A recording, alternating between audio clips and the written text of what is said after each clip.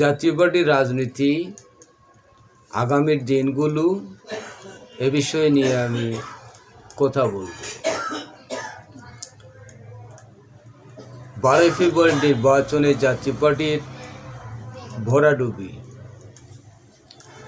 বাংলাদেশের 300 আসনের মধ্যে জাতীয় পার্টি একটিও আসন পায়নি, কিন্তু জাতীয় পার্টি চেয়ারম্যান, মহাসচিব, কেন্দ্রীয় নেতৃবৃন্দ জাতীয় পার্টির নির্বাচনের পরবর্তীতে দেশবাসীকে কোনো ধরনের বিষয়ে তারা কোনো বার্তা দেয়নি। দেশের জনগণ আহত হয়েছে এবং জাতীয় পার্টি তৃণমূলের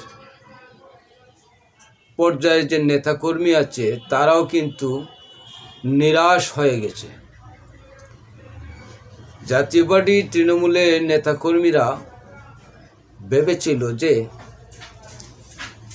নির্বাচন পরবর্তীতে নির্বাচন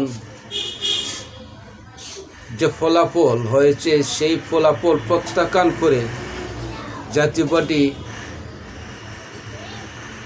রাজপথে কর্মসূচি দিবে এবং সেই নির্বাচনের প্রহসনের নির্বাচনের বিরুদ্ধে জাতীয় পার্টি মাঠে লড়াই করবে এবং সেই লড়াইয়ে বাংলাদেশের বেশ কয়েকটি রাজনৈতিক দলও অংশগ্রহণ করার জন্য মুখিয়েছিল। কিন্তু আমরা দেখলাম যে জাতীয় পার্টির চেয়ারম্যান তিনি কোনো ধরনের কর্মসূচি না দিয়ে, কোনো কথা না বলে তিনি নির্বাচনকে মেনে নিলেন এবং তিনি নতুন সরকারকে তিনি সাধুবাদ জানালেন এবং নতুন সরকারকে তিনি অভিনন্দনও জানালেন।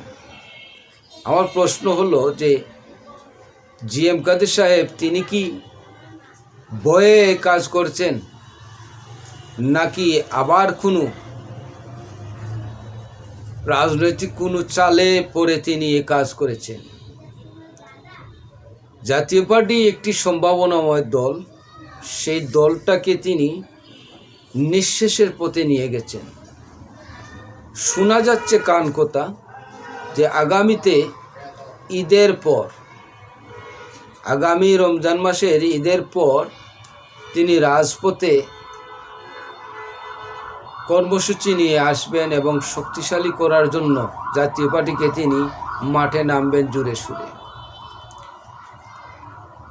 রাজনৈতিক দল জাতীয় পার্টি, ওটা তো কোনো সামাজিক সংগঠন নয়। তাহলে তিনি নির্বাচন পরবর্তীতে কর্মসূচি না দিয়ে তিনি সরকারকে অভিনন্দন জানালেন, নতুন সরকারকে, এবং নির্বাচনে ফলাফল মেনেও নিলেন।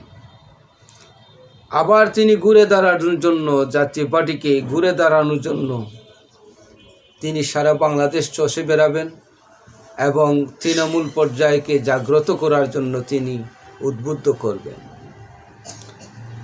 আমি এই বিশ্বাসী নয়, আমি মাঠে লড়াই সংগ্রাম করার জন্য সেই বিশ্বাসী। জনগণ ভোট কেন দেয় নাই জাতীয় পার্টিকে, জনগণ ভালো করে জানে। কেন দেয় নাই? জনগণ জাতীয় পার্টির জায়গায় কেন জামাতকে বেছে নিয়েছে? জামাতকে এই কারণে বেছে নিয়েছে যে জাতীয় পার্টির রাজনীতিতে, জাতীয় রাজনীতিতে কোনো ভূমিকাই নেই, শুধু দালালি আর দালালি। হয় বিএনপির দালালি করবে আর না হয় আওয়ামী লীগের করবে, এই দুই দলেরই দালালি করবে। কিন্তু জামাত চতুর্থ স্থানের একটি রাজনৈতিক দল, সেই রাজনৈতিক দল আজকে বাংলাদেশের একটা পর্যায়ে চলে আসছে। কেন আসছে? তাদের দলীয় নেতাকর্মীদের ত্যাগের জন্য, আর এই ত্যাগ স্বীকার করার জন্য আজকে জনগণের কাছে এই জামাত এখন জননন্দিত হয়ে গেছে। জাতীয় পার্টি এই বাংলাদেশে কি বলবো, 9টি বছর রাষ্ট্র ক্ষমতায় ছিল, 3বার প্রধান বিরোধী দলে ছিল। বিরোধী দলে থাকা অবস্থায় তারপরও জাতীয় পার্টি তার নিজের আখের গুছাচ্ছে এবং দলের নেতাকর্মীরা সরকারের বিভিন্ন ইন্ধনে পা দিয়ে তাদের দলকে ধ্বংস করে দিয়ে তাদের নিজের পেট ভরিয়েছে। জনগণের জন্য কোনো বার্তাও দিতে পারে নাই। এই 17 বছর জাতীয় সংসদে জাতীয় পার্টি প্রধান বিরোধী দলের দায়িত্বে ছিল ঠিকই, কিন্তু জনগণের জন্য কোনো দিন কোনো কর্মসূচি দিয়ে জনগণের কথা বলে না। তাহলে জাতীয় পার্টি এইরকম রাজনীতি তো লেজুর ভিত্তিক রাজনীতি তো বাংলাদেশে হওয়ার কথা নয়। আর লেজুর ভিত্তিক রাজনীতির দেশে বাংলাদেশের জনগণ পছন্দ করে না।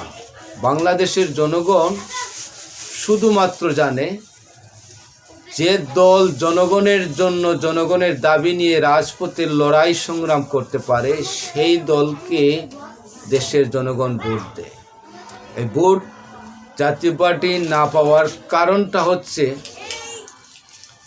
একটি বিষয়, এই দালালি জনগণের কাছে প্রমাণিত হয়েছে বিধায় জাতীয় পার্টি লাঙ্গল মার্কায় ভোট পায় নাই।